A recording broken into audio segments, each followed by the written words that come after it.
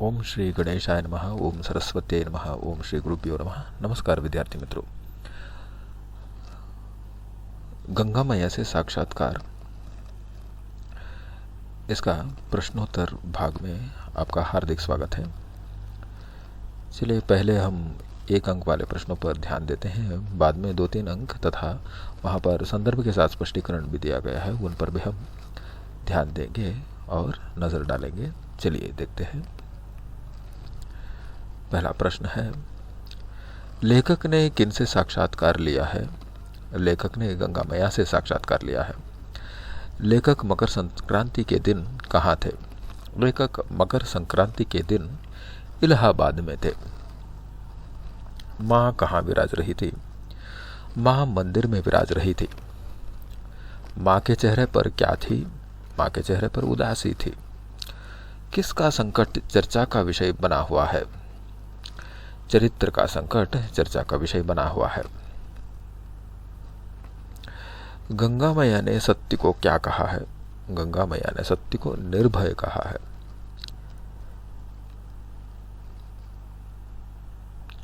किसका व्यापारीकरण हो रहा है? धर्म का व्यापारीकरण हो रहा है। असली झगड़ा किसके बारे में है? असली झगड़ा कुर्सी के बारे में है। मनुष्य के कुकर्मों पर कौन हंसने लगे हैं? मनुष्य के कुकर्मों पर पशु पक्षी तक हंसने लगे हैं। पुनः उत्तान की किरणें कब फूटती है?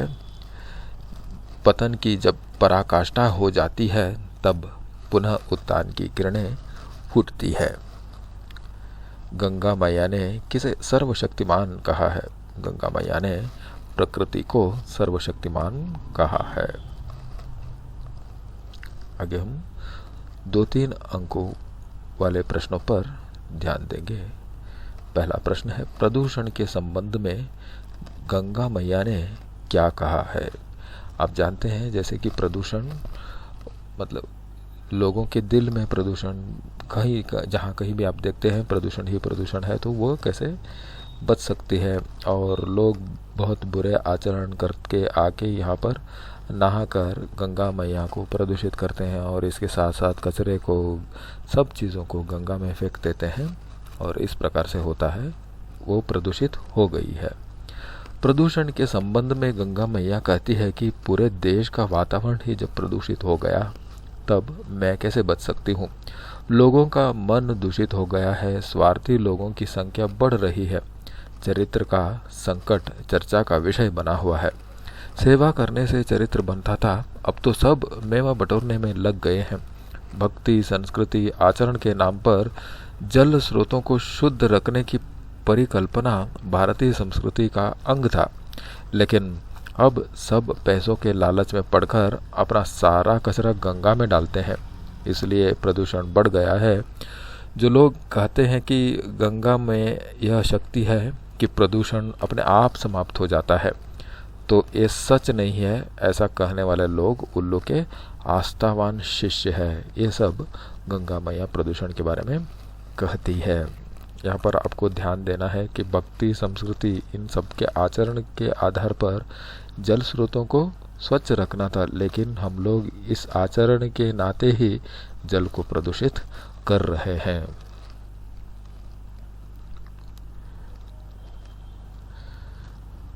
अगला प्रश्न है, समाज में कौन कौन सी समस्याएं बढ़ रही है? यहाँ पर वो ये पहले ही ये समस्या बताती है कि चरित्र कहीं नहीं नज़र आ रहा है। चरित्र का संकट एक समस्या है। इसके साथ साथ सेवा भाव भी कहीं नज़र नहीं आ रहा है। इसके अलावा यहाँ पर रिश्वतखोरी, पाशविकता, भ्रष्टाचार, सब चीज़ों के बारे में वह एक बताती है। तो उत्तर क्या है देखते हैं। समाज में प्रदूषण की समस्या है जो दिन ब दिन बढ़ती जा रही है। चरित्र का संकट भी एक समस्या हो गई है। चरित्र का अस्तित्व ही मिट गया है।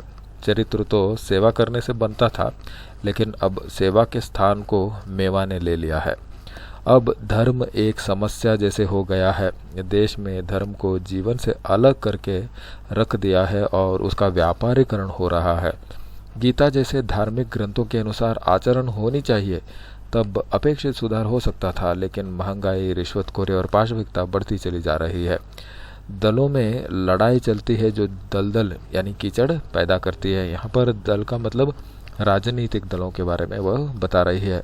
लोग कुर्सी के लिए अर्थात अधिकार, धन, वैभव और सम्मान के लिए लड़ रहे हैं। इन सब के कारण पशु पक्षी भी मनुष्य के कुकर्मों पर हंस रहे हैं। ऐसे बहुत सारे कई समस्याएं हमारे देश में बढ़ रही है। यहाँ पर आपको ध्यान देना है, चरित्र से कहीं नहीं नज़र आ रहा है। सेवा की जगह पर मेवा मतलब रिश्वतखोरी बढ़ रही है। धर्म का भी व्यापारीकरण हो रहा है। और नेता को जब देश के उद्धार के बारे में सोचना था, लेकिन वह अपने दल बनाकर उसके बीच में लड़ाई चल रही है और सब लोग धन, वैभव और सम्मान के लिए ये सब कर रहे हैं। किसी को देश और देश की जनता के परवाह नहीं है, ऐसा यहाँ पर भाव प्रकट होता है।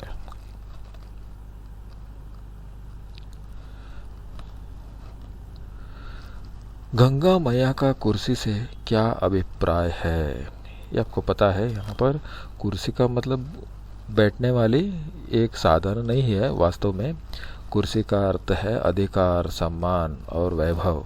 यहाँ पर एक बार इसका मज़ा ज़बान पर चढ़ जाए, मतलब इस सुविधाओं से एक बार जो मनुष्य आ जाता है तो बाद में इन सब से उसे दूर हटना बहुत मुश्किल हो जाता है। और सिर्फ दूर हटना ही छोड़ दीजिए, उसे पाने के लिए वह कुछ भी करने को तैयार हो जाता है। ऐसे अभिप्राय यहाँ पर व्यक्त हुआ है। राजनीति के बारे में तो कहना ही क्या, सब कुर्सी के लिए झगड़ रहे हैं। कुर्सी का अर्थ है शक्ति, शक्ति का अर्थ है वैभव, धन, सम्मान, कीर्ति आदि। एक बार इसका चस्का जबान पे चढ़ जाए तो फिर कुछ अच्छा नहीं लगता। ये छिन जाए तो व्यक्ति ऐसा भटकता है जैसे मजनू लैला के पीछे पीछे घूमता था। अर्थात आजकल नेता जनसेवा का ढोंग रचाते हैं और सबको सरकारी सुविधाएं, सम्मान, अधिकार की अपेक्षा होती है। इसे पाने के लिए वे सदैव इंतज़ार करते रहते हैं और उसे किसी भी कीमत पर हासिल करना चाहते हैं। अभी आगे हम संदर्भ के साथ स्पष्टीकरण देखते हैं। यहाँ पर जब कभी भी आपको संदर्भ के साथ स्पष्टीकरण लिखना है तो यहाँ पर पाठ का नाम, लेखक का नाम और किसने किससे कहा ये लिखना पड़ता है। बाद में उस बात को कब कहा और उसका अर्थ क्या है वास्तव में, इसे आपको स्पष्ट करना होता है। तो चलिए, पहला है वत्स, देश का वातावरण ही जब प्रदूषित हो गया तब मैं कैसे बच सकती हूँ। यहाँ पर जब लेखक पहले आता है और उसे गंगा मैया से प्रश्न करता है कि आप में ऐसी शक्ति है कि प्रदूषण अपने आप खत्म हो जाता है, ऐसे पूछने पर वो जवाब में इस बात को कहती है। देखते हैं। प्रस्तुत वाक्यांश हमारी पाठ्य पुस्तक साहित्य गौरव के गंगा मैया से साक्षात्कार नामक पाठ से लिया गया है, जिसे लेखक डॉक्टर बरसानेलाल चतुर्वेदी जी ने लिखा है। ये वाक्य लेखक के प्रश्न का उत्तर देते हुए गंगा मैया कहती है। लेखक के प्रश्न का उत्तर देते हुए गंगा मैया कहती है कि मेरी स्वयं समझ में नहीं आ रहा है कि यह हमारा देश इतना प्रदूषित क्यों हो रहा है। वत्स, देश का वातावरण ही जब प्रदूषित हो गया तब मैं कैसे बच सकती थी। लोगों का मन दूषित हो गया है। भक्ति और संस्कृति जैसे आचरण के नाम पर गंगा जैसे अनेक नदियों की पवित्र जल को प्रदूषित करते हैं। सारा कचरा नदियों में डालते हैं, इसलिए देश का वातावरण प्रदूषित हो गया है। यहाँ पर प्रदूषण का कारण आपको बताना है। एक तो आचरण गलत हो गए हैं और लोगों का मन भी दूषित हो गया है।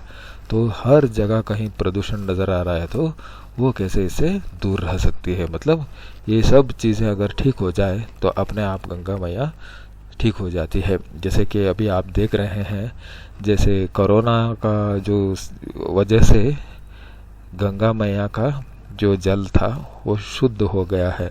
यहाँ पर इस नज़र से आप देखते हैं तो यहाँ जो लेखक ने कही बात है, जो प्रकृति सर्वशक्तिमान है वो अपने आप सब कुछ ठीक करने की क्षमता उसमें है, यह अभी हमारे सामने दिख रहा है। देख सकते हैं तो लॉकडाउन की वजह से प्रदूषण बहुत कम हो गया था और जंगली जानवर भी एक प्रकार से खुले घूम रहे थे खुशी से। ये सब नज़र आ रहा था।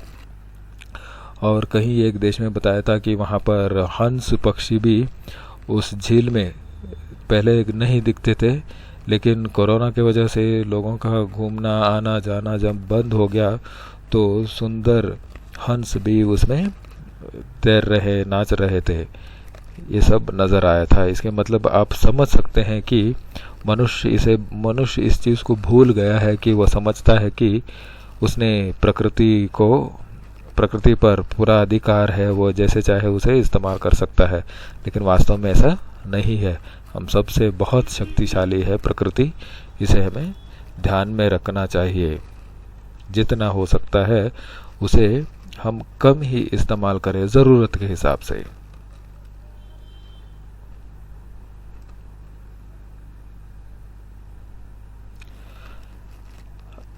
अगला वाक्य है, बेटा शब्दकोश में उसका नाम शेष है, उपदेशकों के प्रयोग में भी आ रहा है।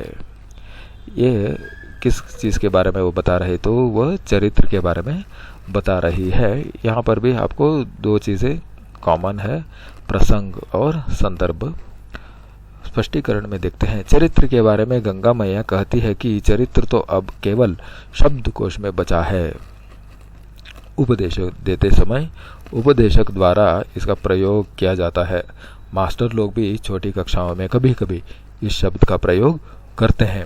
इस प्रकार चरित्रहीन समाज पर मां आतंक प्रकट कर रही है। अगला प्रश्न है, सेवा ही परमो धर्म के स्थान पर लोग मेवा ही परमो धर्म कहने लगे हैं। यहाँ पर भी प्रसंग और संदर्भ जैसा होता है। यहाँ पर सिर्फ गंगा मैया और लेखक के बीच ही आपस में बातचीत हो रही थी। वो गंगा मैया से साक्षात्कार कर रहे थे। स्पष्टीकरण, लेखक गंगा मैया से साक्षात्कार लेने गए थे। मां मंदिर में विराज रही थी, चेहरे पर उदासी थी। साक्षात्कार के दौरान गंगा मैया कहती है कि देश का वातावरण ही जब प्रदूषित हो गया तो गंगा मैया कैसे बच सकती है। चरित्र का संकट चर्चा का विषय बना हुआ है। अब केवल चरित्र को हम शब्दकोश में ही देख सकते हैं। लेखक के पूछने पर कि चरित्र के अस्तित्व को किसने मिटाया, तो गंगा मैया कहती कि पहले लोग चरित्रवान होते थे, सेवा करने से चरित्र बनता था, लेकिन अभी सेवा कोई नहीं कर रहा है। सेवा के जगह पर मेवा यानी रुपये के बटोरने में लगे हुए हैं। सेवा भाव पीछे छूट गया है। यहाँ पर आप भी देख सकते हैं, अगर आपको कुछ करने के लिए कहते हैं तो अगर ये फायदेमंद हो तो ही आप करते हैं, सेवा भाव से कुछ नहीं करते।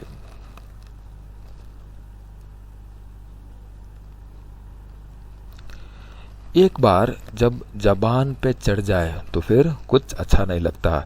ये यहाँ पर कुर्सी के बारे में बताते समय वह कहती है, अगर इसकी टेस्ट एक बार समझ में आ जाए तो कोई भी इसे छोड़ने के लिए तैयार नहीं होता। वो मजनू जैसे लैला के पीछे भागा रहता था, वैसे ही वह लगे रहता है।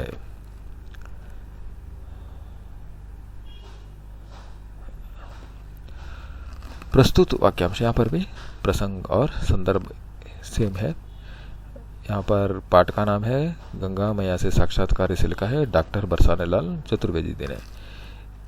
यहाँ पर देश की कलुषित वातावरण के संदर्भ में कहती है कि जैसे नेता लोग लड़ते हैं आपस में, वो लड़ते हैं तो कुर्सी के लिए लड़ते हैं। गंगा मैया देश के कलुषित वातावरण का वर्णन करते हुए कहती है कि समाज में महंगाई, रिश्वतखोरी और पाशविकता बढ़ती चली जा रही है। धर्म का व्यापारीकरण हो रहा है। राजनीति के क्षेत्र में कहना ही क्या, दल से दल लड़ता रहता है।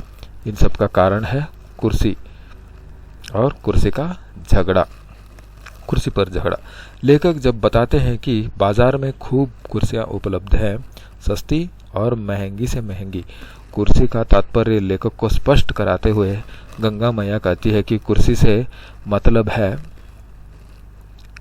शक्ति, और शक्ति माने वैभव, धन, सम्मान, कीर्ति आदि। एक बार यह जबान पर इसका चस्का लग जाए तो फिर कुछ अच्छा नहीं लगता। कुर्सी से मेरा मतलब है, यहाँ पर थोड़ी गलती हो गई, मेरा नहीं है, इसलिए माफ कीजिएगा। आगे अंतिम प्रश्न, पतन की जब पराकाष्ठा हो जाती है तभी पुनः उत्थान की किरणें फूटती है। ये यहाँ पर भगवत गीता का एक वाक्य है, परित्राणाय साधूनाम विनाशाय च दुष्कृताम धर्म संस्थापनार्थाय संभवामि युगे युगे। मतलब दुनिया में दुष्ट लोगों की संख्या जब बढ़ जाती है तो शिष्ट लोगों की रक्षा करने के लिए भगवान पुनः पुनः अवतार लेते हैं। वैसे ही यहाँ पर दुनिया में बुराई ज्यादा हो जाती है तो बुराई को मिटाने के लिए प्रकृति कुछ न कुछ एक नया रूप ले लेती है। अभी वास्तव में कोरोना एक ऐसे ही रूप है प्रकृति का। प्रसंग और संदर्भ प्रसंग में साहित्य गौरव किताब का गंगा मैया से साक्षात्कार पाठ से लिया गया है। लेखक है डॉक्टर बसनलाल चतुर्वेदी थी। लेखक के अंतिम प्रश्न के उत्तर में गंगा मैया कहती है कि प्रकृति सर्वशक्तिमान है, ऐसा पहले भी हुआ है।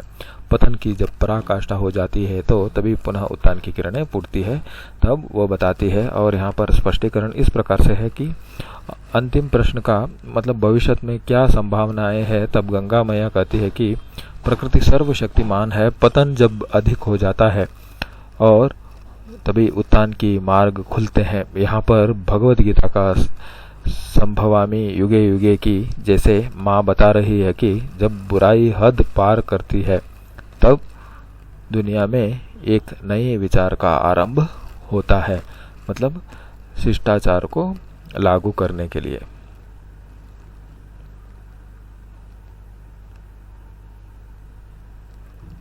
चलिए अगली कक्षा में हम कविता विभाग की आधुनिक कविता, जो एक प्रेरणादायक रचना है, महादेवी वर्मा जी की कविता है अधिकार, इस पर हम अभ्यास करेंगे। तो धन्यवाद, शुभम भूयात। अगली कक्षा में मिलेंगे। नमस्कार।